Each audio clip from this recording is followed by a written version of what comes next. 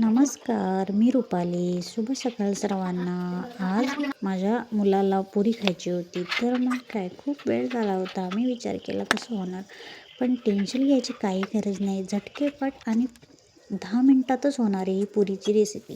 तर बघू शकता मी ते गव्हाचं पीठ घेतलं होतं, त्याच्यामध्ये रवा ॲड केला, मैदा ॲड केला, थोडंसं चवीनुसार मीठ ॲड केलं.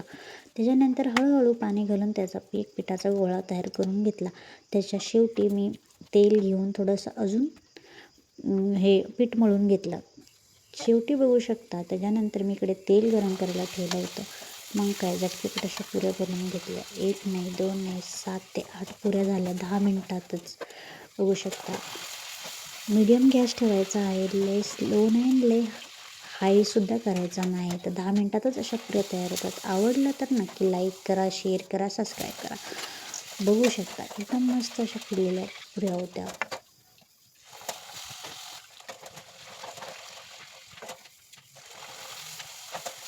झालं की नाही आपल्या पुऱ्या. तर आवडलं तर नक्की लाईक करा.